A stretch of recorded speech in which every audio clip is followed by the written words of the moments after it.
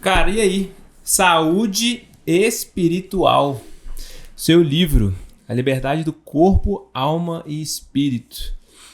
Fala mais um pouco desse livro, apesar que a gente já tocou em vários assuntos dele. Qual que foi sua motivação para poder escrever? Gostei demais do título. Legal. Fé, alimentação, exercício, saúde, liberdade. A liberação do corpo, alma e espírito. E aí, conta pra nós. Bom, como você falou, Everton, nós falamos... Esse bate-papo aqui, nós tratamos do livro, né? Tá tudo aqui dentro aqui. Mas, pois no início do ano passado, foi quando pode ficar à vontade. Na verdade, esse aqui é um presente seu. Ah, cara, que isso? Tá falando sério? Esse aqui é do João ali também. Que prazer, que prazer. Aí, muito obrigado. Por nada, um prazer é nosso. Mas bom, esse livro ele foi escrito no início do ano passado, em 2023, né? Como eu contei aqui um pouquinho, a minha paixão com a fisiologia, com a anatomia, ela começou desde cedo, né? Enfim, experiência própria mesmo. E eu sempre tive um sonho de escrever um livro. Mas depois, tendo mais à frente, há 7 anos, eu tive 7 anos, 8 anos mais ou menos, eu tive a minha primeira experiência com Deus, né? Não vou me delongar muito aqui. E eu tive uma descoberta muito, como é que eu posso falar? Um interesse muito grande pelas coisas espirituais. Né? Ok.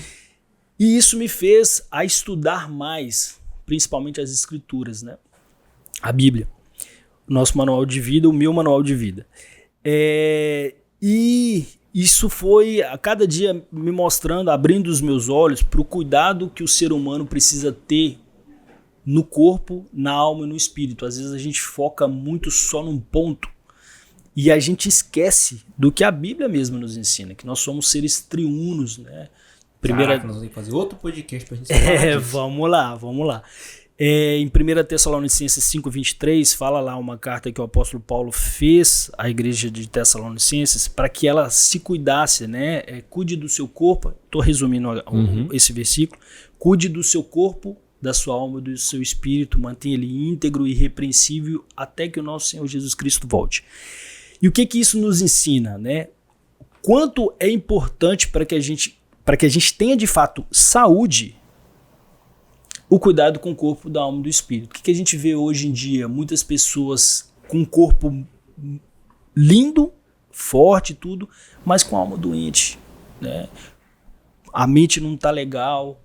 Da mesma forma, a gente vê pessoas, às vezes, com um corpo muito forte, mas com um espírito pobre, né? E aí a gente percebe esse espírito pobre no que? Às vezes nos valores, nos princípios que aquela pessoa carrega e preza, né? E do contrário também. Sim. Pessoas... líderes de igreja, por exemplo. Líderes de igreja, mas desse tamanho. Obeso, com outros vícios, compulsão alimentar, né? Não conseguem cuidar, não conseguem ter uma prática regular da atividade física. E aí foi crescendo esse interesse em tratar dessas 3 áreas. Porque o que eu percebi? Uma pessoa, ela de fato, ela só experimenta o melhor nível de saúde quando ela cuida dessas 3 áreas.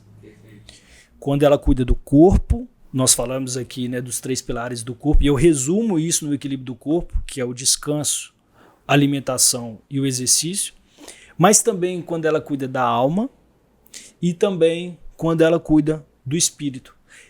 O conceito de saúde é muito legal, que é o seguinte, me chama muita atenção, é o seguinte, segundo a Organização Mundial da Saúde, saúde é um estado de completo bem-estar físico, mental e social. Caraca, eu não sabia, né? Isso me lembra muito 1 Tessalonicenses 5:23, né? Porque, poxa, você precisa social, relacionamento, isso aqui, bate-papo. Você precisa... a vida com Deus é relacionamento, né? Não é religião, é espiritualidade, né? É relacionamento. Eu conversar com Deus, eu acordar de manhã, falar, Deus, bom dia, obrigado pelo dia que o Senhor fez para mim, e papapá. Seu relacionamento com a sua mãe, com o seu pai, né? Relacionamento social, né? E quando você perde isso, você começa a ver uma população, às vezes, doente, claro, emocionalmente, né?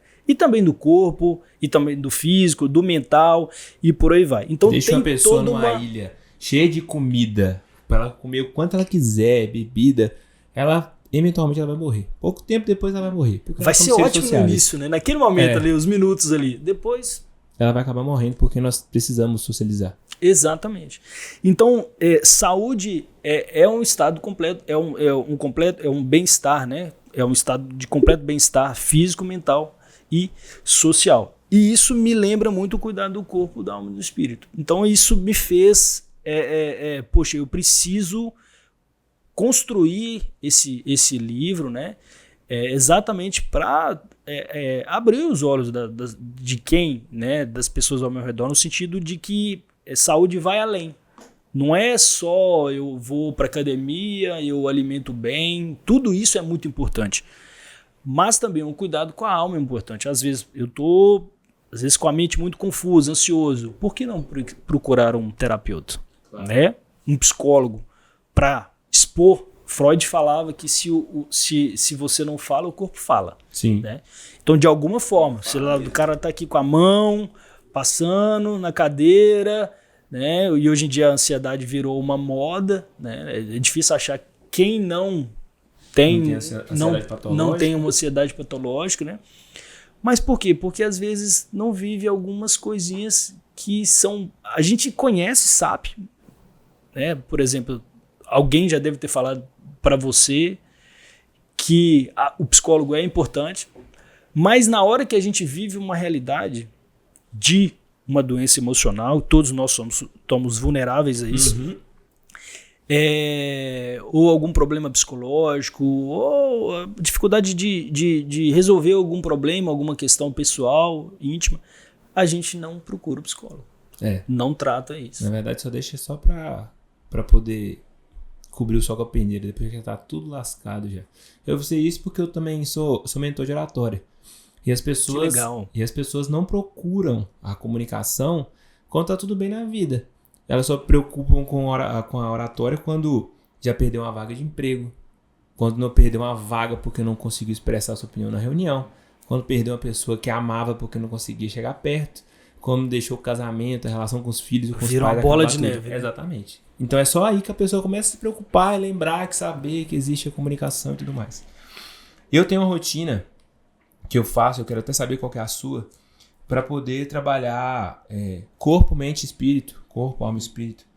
Que todos os dias eu acordo, eu gosto de tomar um banho gelado, tomando café, para poder dar aquele bizil no corpo, aquele problema no corpo.